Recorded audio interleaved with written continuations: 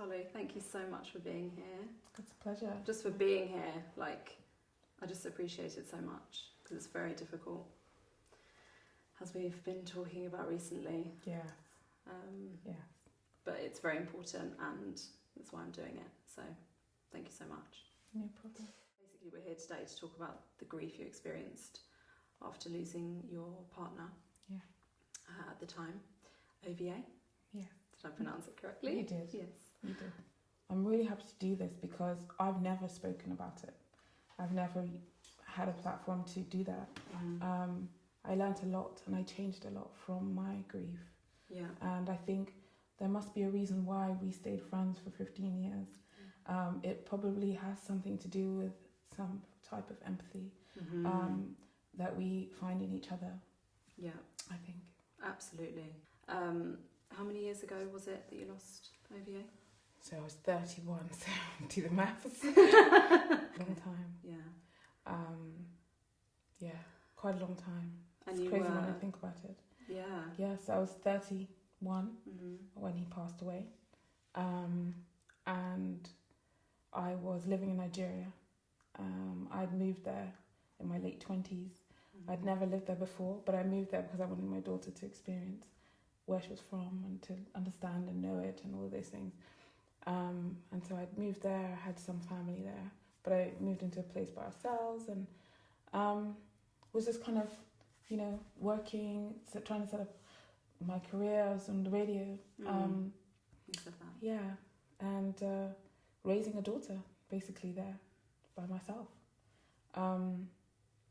And this man walks into a restaurant one day and I literally thought, oh my God, I'm going to die. I did. I literally did. So it was like love at first sight? I think it must have been. So you just walked, so were you on your own or were you having dinner? So I used to do these promotion things on the radio for a business called Tiberius. It was a restaurant and I used to do like little promos for them on the radio. And I was there having a meeting with the manager who I thought owned it. And we were just wrapping up our meeting, and this man walks in, and I looked at him, and I just thought.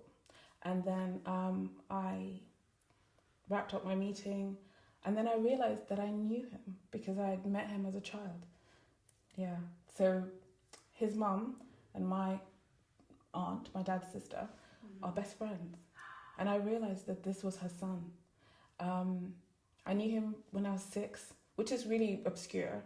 But I recognized him as that person. I thought he that looks like, And then I said, "Wow." Yeah, and he was like, "Okay," and he was like, "Oh my God, you're Tolu," and I was like, "Yes," and it was just really surreal. He was very polite, and he said he owned the building. I didn't know that, so I was like, "Oh, that's so strange." I finished this polite conversation and left. And I stood outside and I thought, I should give him my number. But I'm embarrassed to do that. So I wrote my number on the card and I went back inside and I went to the manager, give this to him. I love it. But I remember thinking about it and thinking to myself, if I don't do this now, I might never see him again. Yeah. Yeah, and I thought, sometimes you just got to do something. And that's it. So I did. So I gave the guy the card. 3 weeks later, it took him 3 weeks. Oh, yay. That's too long. But yeah, we ended up, in a relationship, and it took a while. He was going through a divorce. He used to live in America. He just moved to Nigeria. And we went through the journey of his divorce, which was very up and down. But the constant thing there was the love. Like, I was so in love with him from the beginning. I felt like if this man wants to go and live in the jungle or in a hut somewhere, I will go. That's how I felt. I believed in him. I had so much faith in him. I'd never felt like that about anybody. And I'm sure he wasn't perfect, but to me he was. I just thought he was amazing. He was just that person. Yeah. And were you friends first and then it became a relationship? Yes. Yeah. So I knew, and it's funny how women know, but I knew that this was the person I wanted to be with. Your intuition, your gut. Completely knew. He, on the other hand, he was more reluctant. He was coming through a bitter divorce. And he'd been with his ex for 11 years, so long time. And he was trying to get joint custody of his daughter. So it was really traumatic. So his view on relationships was not great. Okay. And so he did ask me out on a date, but he took me out, dropped me home and said, I'm not looking for a relationship right now. And I said, did I ask you for one? Even though I was like, are you kidding me? So the point is that I felt like I have to wait for him to get there. I'm there, but I have to wait for him to get there. I've never been patient like that in my whole life. I'm not a patient person, but I was so patient with this man. It took him maybe 7 months. He would come and visit whenever. I never phoned him. I never went to his home. He would call me whenever, come and sit in my living room. I would always make him feel comfortable and enjoy his company. But it was like me there, you there, like that was it. Right. For months and months. And I just knew, let him get there in his time. And I had a birthday party on my 30th birthday. And he came to that, and that was the day that it became a relationship. Okay. Yeah. And we were together for 1 year. And on my 31st birthday, that was the last time I saw him. Yeah, he died about 3 days later. So I was only with him for 1 year. But it was, sometimes I say to myself, that year was so I knew the standard, so I knew what love was, so I knew what I was meant to feel like. And just, to say that you have experienced that is an amazing thing. Absolutely. Yeah. And when, because you've told, I don't know if you're comfortable saying sort of how it happened, or because it was extremely quick. I mean, it was just like that. 1 minute he was here, the next minute he was gone, and I don't know how you dealt with that. Yeah, it was. My 31st birthday, we went out, had a really good time. He was meant to go, his dad was a senator, or going for re-election. So he had to go somewhere up north towards where his village, basically. So he was going to go with his father and spend some time and help him with his campaign. And so I didn't expect to see him for a couple of weeks. But maybe 2-3 days after my birthday, he was meant to leave. So he called me one evening, a couple of nights, let's say I saw him on the Saturday, maybe on the Tuesday or something.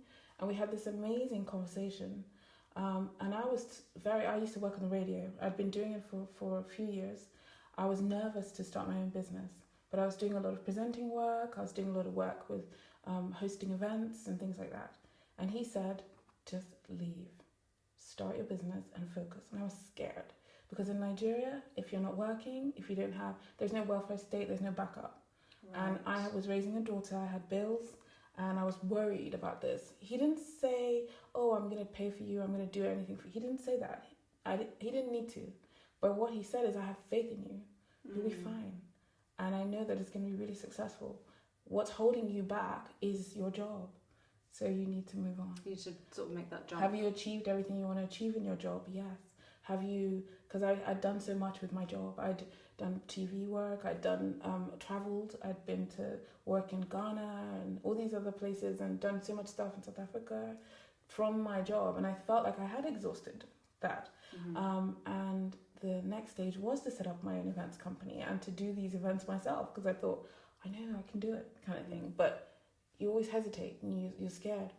But I'd say the main thing I took from that conversation, the last conversation, was that I was holding back. Now, I was in love with this man. I never told him. Not once. In a year of being together. Wow. Yeah, but I think that is something to do with my history and my damage from my daughter's father and that experience. I felt like I just didn't want to get hurt. And I felt like I just didn't want to express myself and was protecting that's some part of me, Yeah. you know. And you know, we spoke about his house he was building for us and all these things we were going to do together, and our future, really. It was a really great conversation, yeah, at the end of it I just felt Did it feel significant? Yes, it did. Yeah. And I remember thinking, next time when he's back, I have to tell him how much I love him, because it's crazy that I haven't. So the next day, he was going to the farm. His mom had a farm, and he was going to drive her to this farm. And he spent the day with his mom, and he drove her to the farm, and they spent the day together talking. And unbeknownst to me, he was talking to his mom about our wedding and getting married and all these things. And his mom said, "Why her? You know, that's how she is, bless her." And he said, "Because she loves me unconditionally." So he knew. She told me this after. And he said she does. And it's pure. It's nothing. There's no gender, nothing. It's just pure.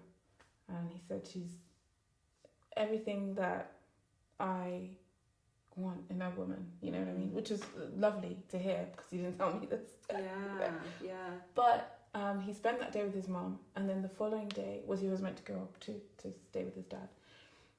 I got a call. I was on air. I presented a show every day from 12 to 4, the midday. It's called the Midday Races. And I got a call, and it was his number ringing my phone, and I was on air, and I was thinking, why is he calling me while I'm on air? You know, he knows. But I answered the call, and I just heard this wail. I heard a woman on the phone, and she was disorientated and wailing and saying that, "Oh, Ovie has always been, he doesn't listen to me. Why doesn't he listen to me? Da, da, da." And she was speaking in a very disorientated way, and I didn't understand. And I realized it's his mom, and I was like, "Oh, okay, is he there?" Like, and I said, I'm on air. She was like, just come. And I said, "I'm on air, come." And then the line went. So I stayed on air thinking, well, what just happened there? Because I was on air. I was like, okay, I'll call him when I'm done. Maybe 15 minutes, 20 minutes later, I get another phone call from his number again, and it's his sister. And she said, "You need to come." And I knew from her tone that, and she's quite a serious person, you know. I knew from her tone something was wrong. I said, "Is he okay? Is he all right? Is he ill? Has something happened?" And she said, "Yeah, he's not, you know, you need to get here." So I said, "Okay." And I literally ran out of my studio. And as I was running, I ran to my car, and I was trying to get my bits together to get in the car to go to his house. And as I did that, the phone rang, and it was my dad. And my dad just said, "I'm so sorry." And as he said that, I realized that he was talking about Ovie. And I just don't know how I drove there, but I did. And I got to the house. And the shocking part was he was in bed in his room, and he'd been living with his mom until his house was ready, and the house that we were going to live in together. And he was laying there, and it's so real that when someone goes, they are no longer here, and it's not their physical body that makes them who they are. And I learned that lesson from seeing him. Like, this was not him. Yes. And I stood there, and I just couldn't believe it. My first feelings were sadness for him, sadness for how he must have felt the minute he knew he was going, if he knew. And I was just thinking, oh my God, I'm so scared for him, because he would have been so worried about not being there for his daughter. This was how I knew, because I know that would have been his fear, his biggest fear, like mine is.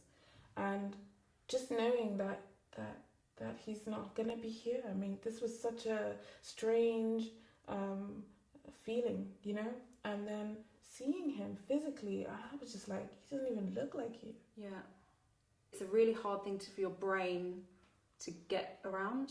Yeah, seeing that. It is unbelievable. it's something that I don't go to funerals. I'd never been to a funeral before and seen an open casket or anything like that.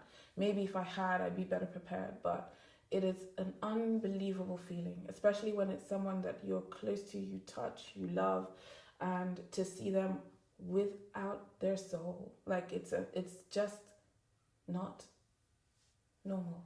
It's not something I can describe. And I don't know How do we get through it? I just don't understand how we do it. I think I wasn't able to even be a mum for a while. So how I got through it, my first stage of getting through it for me was to help his mum. Because I said, my grief is nothing compared to hers. That's her son. And so I put my grief to the side. Even though I wasn't able to function properly, I had to function to support her. And I stayed in the house and I stayed with his mum. If you saw me, I was literally like the cleaner or the house girl or whatever you want to call it. I was a blur. I just helped.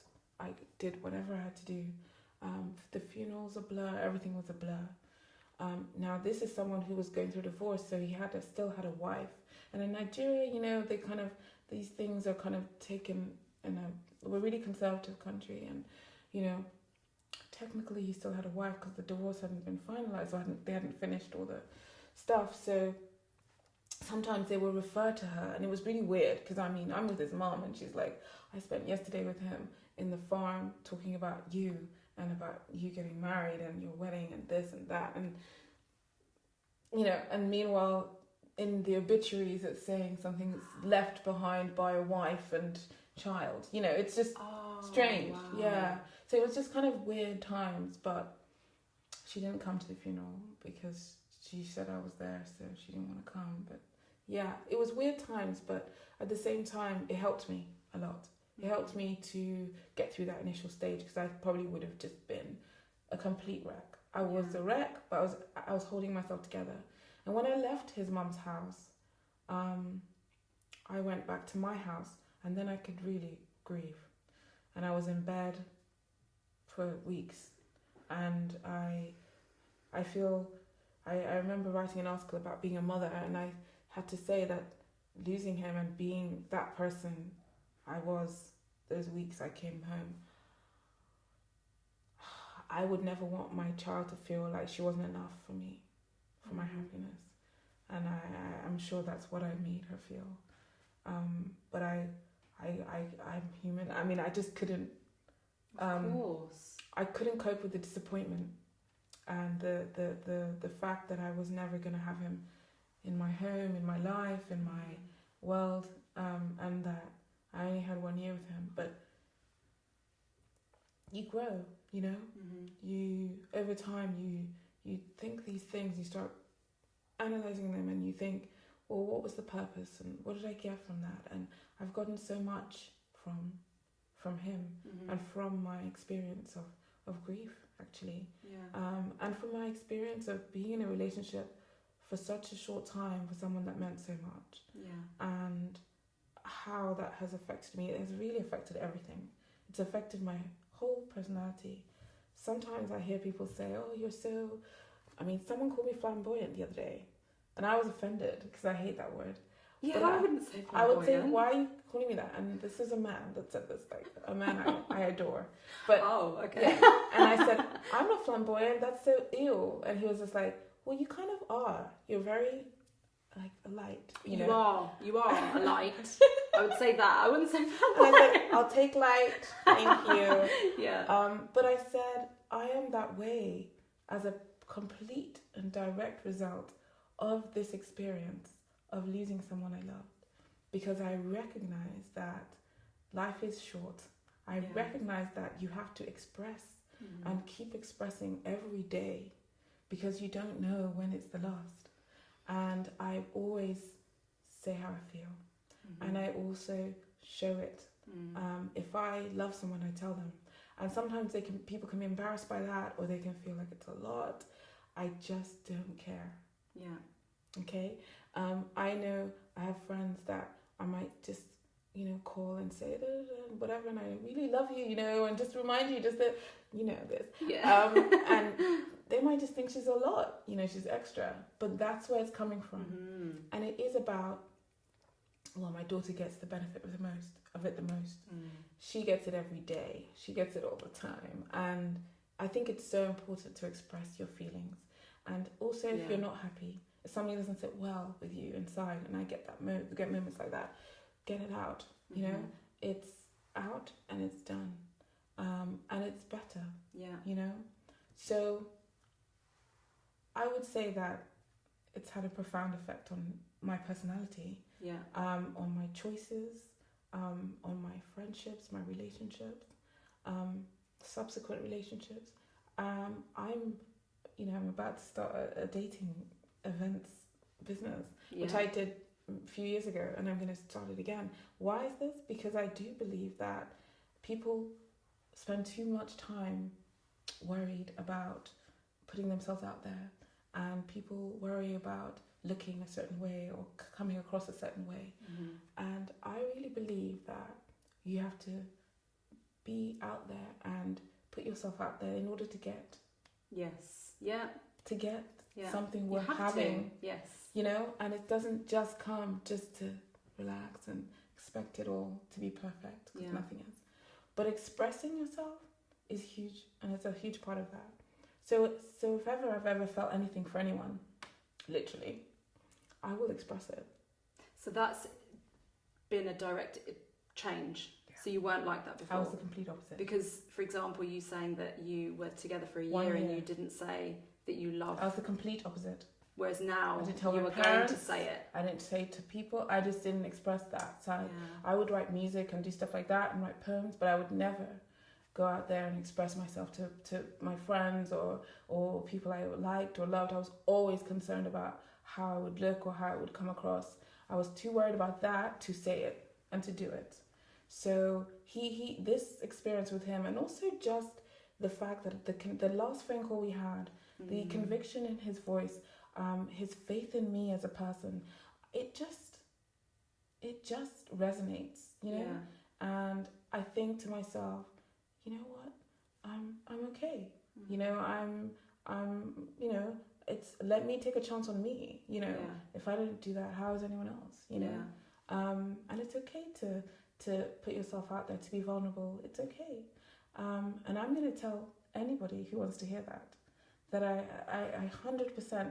This is the single most fundamental thing in my life, that you do say it, claim it, and just move on. I mean, get it out there and tell people, because it's a lasting impression and it can affect people in ways that you would never even know.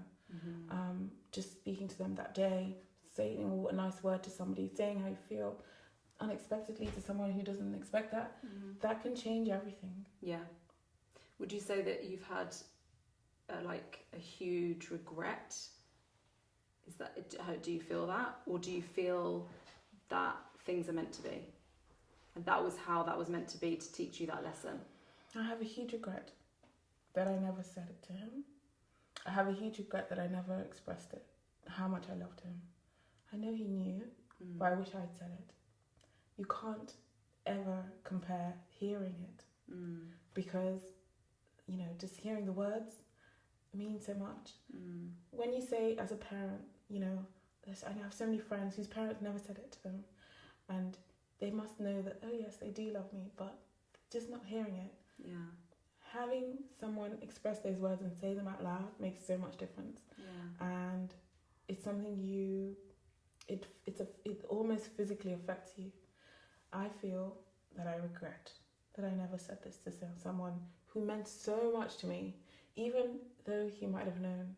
For him, it would have been a moment of glow, happiness, maybe pleasure to hear it, you know? Yeah. And I feel like maybe it took that for me to learn that this is so important. So this is why I overexpress. Yeah. And well, I think you're incredible. Constantly telling Georgia. We've been friends for 15 years, and it's only, I mean, anew, but I didn't know to the degree that I now do. But, I mean, the fact that I'm doing this, now that this is all coming out, it's just the fact that you're even suffering. Like, no one would know that you suffer. Do you know what I mean? So the fact that you're just such a strong person, and you are a light.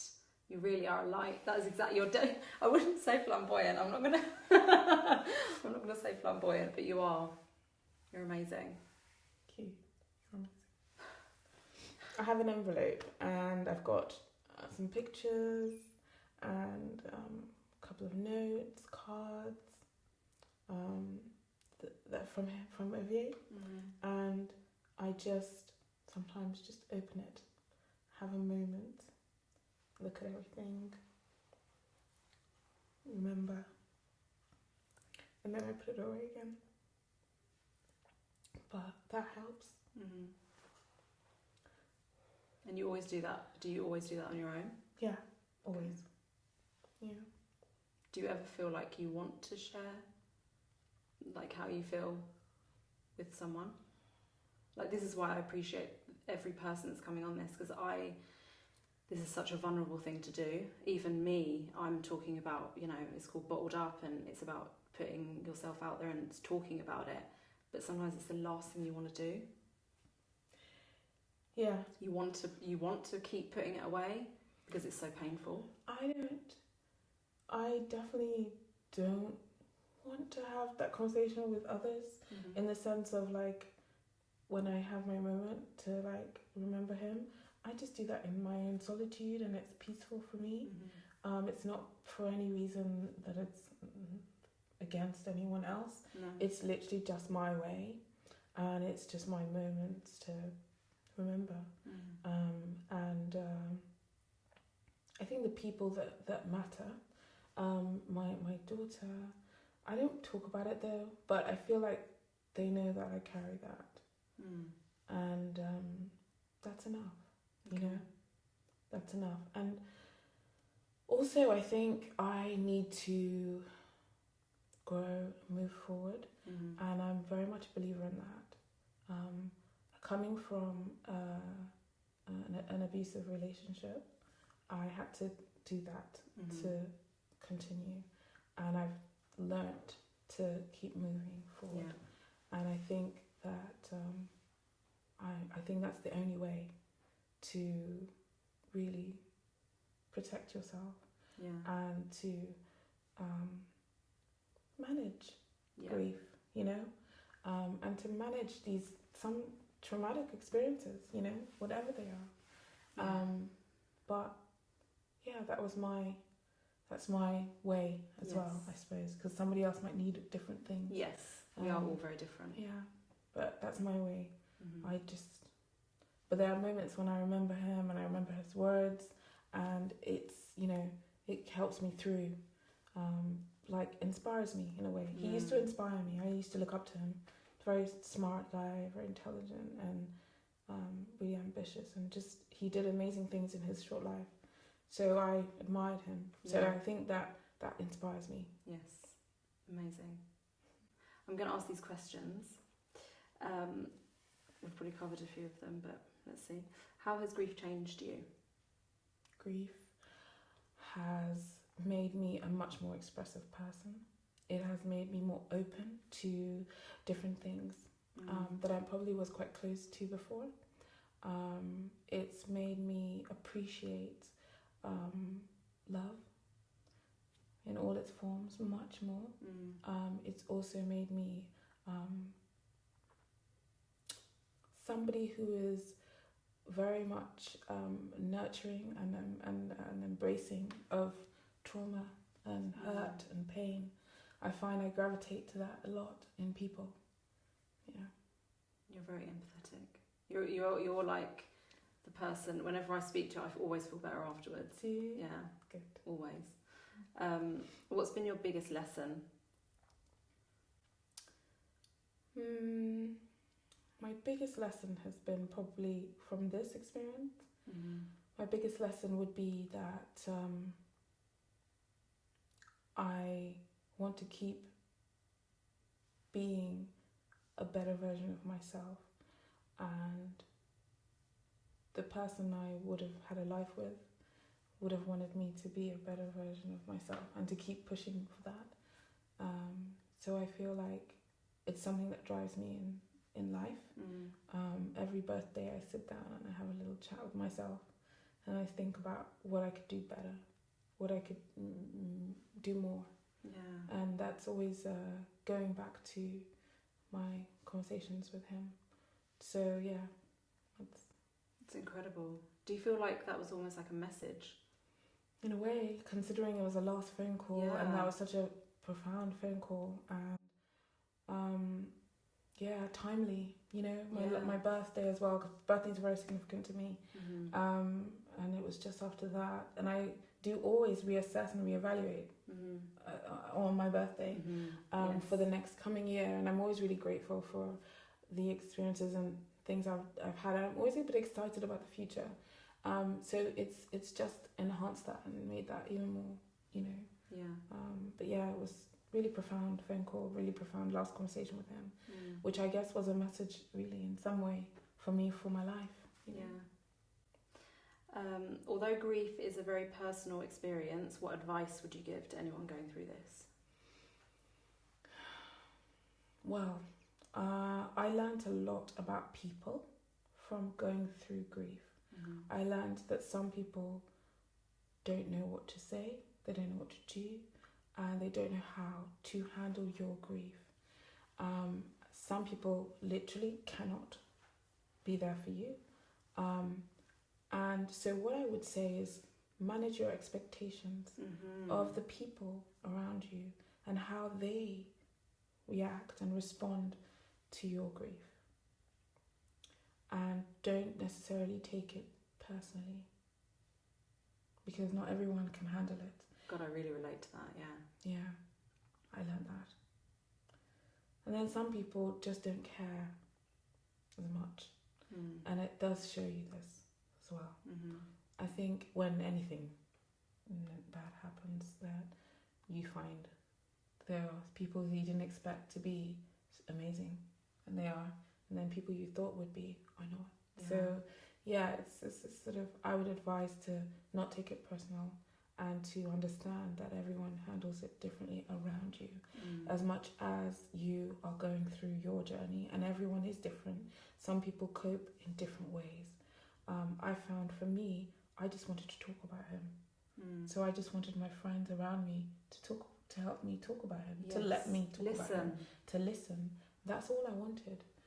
Someone else might have wanted something else, but that's what I wanted. Yeah. So my advice would be that you will know who is there and who's not there for you, and people that are there for you, just tell them what you need. And you know, if it is just a comfort of knowing they're sitting there, or if it is that you want to talk and you just want to talk and you want to be able to express how you're feeling, your frustrations, or if it is that you just want to reminisce and share memories, you know, everybody's different, but understand that not everyone can cope. Yeah. That's a very nice... have you had anger towards people before? Or felt disappointed? Yes. Or so, yeah. Yes. Would you say you're at more I've of like a learned about forgiving? it. Yes. Yeah. I've learned and understood that. I had a very close friend who I've never spoken to since. She just never came to my house. She just never turned up. I have never spoken to her since that day. I think she just didn't know how to handle it. I don't think it was meant in a mean way. But yes, I think I was a bit disappointed in people, didn't understand. But you know, when you have time to reflect later, you think about it and you think, okay, she just found that really hard, or she just didn't have to look me in the eye. She didn't want to see me in pain. She didn't want to see me like that. Yeah. So there's different reasons, and I think people going through grief maybe need to understand that a bit more. Yeah. What would you say to yourself in the beginning stages of your grief? I would say let it. I mean, I feel like the beginning you should let yourself just feel. I don't think you should try and restrain it. I don't think you should try and subdue it. I feel like you should let it go. Yeah. And feel free to express and feel it as much as you need to a point. And I think there is a point where you do need to cope, and you need to start learning how to manage it really for yourself. But I mean, for the early stages, I would definitely say give into it, because you know what, it's normal, it's natural, it's human, and it's a lot, and everyone's different. Some people don't feel it the same way, but if you're feeling it, I mean, it's such a profound thing that's happening.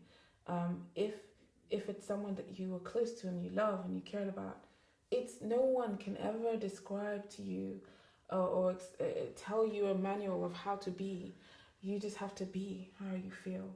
And I think that a lot of times people are trying to manage, just do this or this, and try to tell you to kind of be less one way or another. And I think that you have to just be yourself and let it out.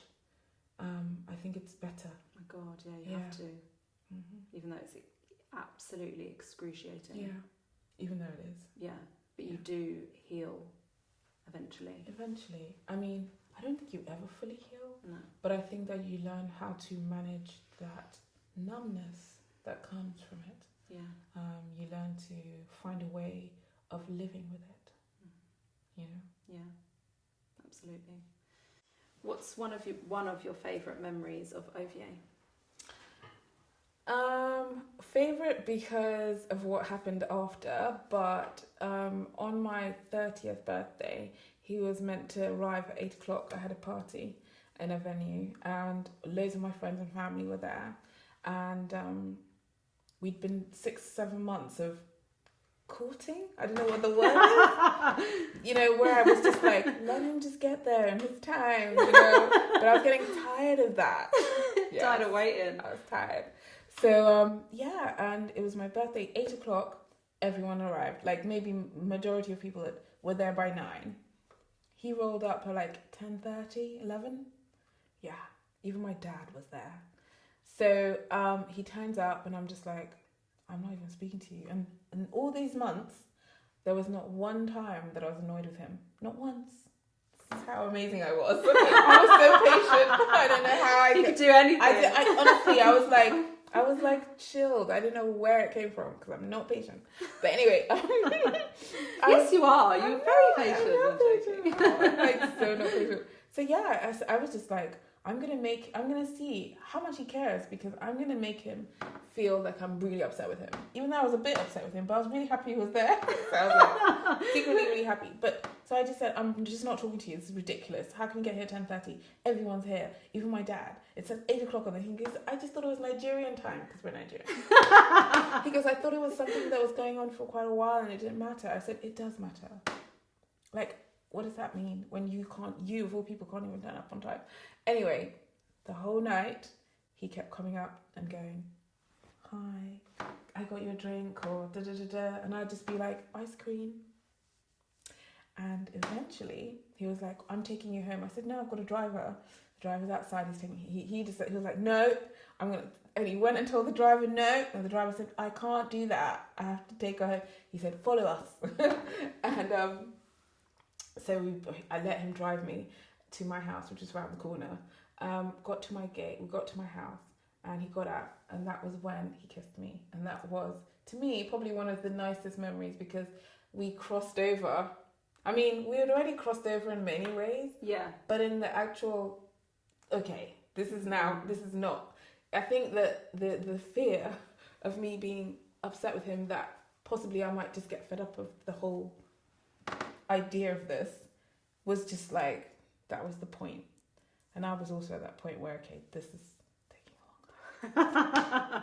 So it's a really lovely memory, because it was like full circle from our first date, where he dropped me off and he said, oh, I'm not trying to have a relationship, you know. And I was like, did I ask you for one? So it was like full circle to, I can't not kiss you, okay? Like, this is it, we're together, forget it. Like, I love it. Don't even be angry with me. I can't handle you being angry with me. And that was just it. And that was it. So just really nice. feeling. Amazing. Yeah. Amazing. Well, thank you. Thank you. It was nice to talk about him. Yeah. Yeah, it was actually. And if you ever want to talk off camera, Yeah. from now, it's completely, I'm your friend, and if that's what you want to do. But I get it. I really do get it. Like, you just most of the time want to just live life. So but I really appreciate you coming here and doing this, because it's kind of opening up kind of like an old wound that's always there.